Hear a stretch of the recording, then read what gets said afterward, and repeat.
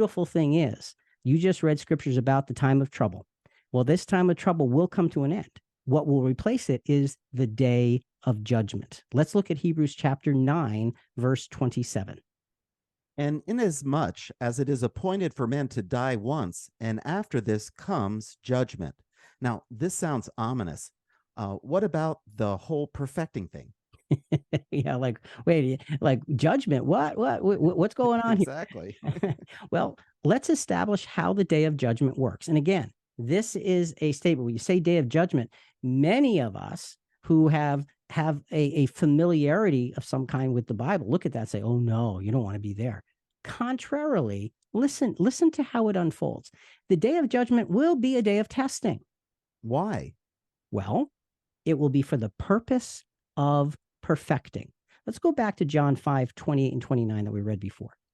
Marvel not at this, for the hour cometh in which all that are in their tombs shall hear his voice, and shall come forth, they that have done good unto the resurrection of life, the heavenly, those that will have life within themselves, and they that have done evil unto the resurrection of judgment, earthly, the everybody else. Now, judgment here is defined as decision, by extension, a tribunal, by implication, justice. So judgment here is not defined as a final sentence. And No, it's not. that's critical. That's critical for understanding how does all of this work. It's not a final sentence, but it is a time of reckoning, a time, a tribunal, a time of judging, a trial, a contest. It's a bigger, much bigger thing than most of us think of it as a moment you're guilty or not guilty. No. It's a day of testing, of building.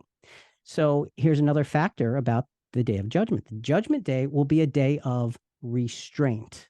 Rick, but why? For the purpose of perfecting the people of the world. Let's look at 2 Peter chapter 2, verse 9 to help us understand that. The Lord knoweth how to deliver the godly out of temptations, and to rescue the unjust unto the day of judgment, to be punished. Well, that doesn't sound good. What does the word punished mean? It means to, this is interesting, Rick, to lop or prune as trees and wings, to curb, check, restrain, to chastise, correct, or to cause to be punished. A lot is in this word, punished.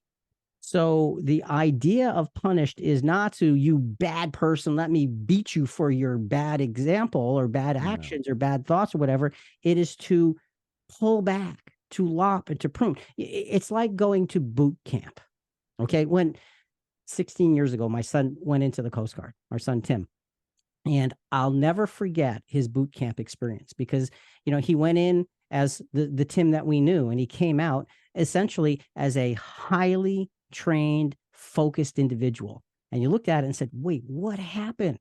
Well, there was a lopping, a pruning off of the things that he didn't need because he was being formed into that individual to do the jobs that would be before him. So you have that sense of building through taking away those things that don't belong. Well, think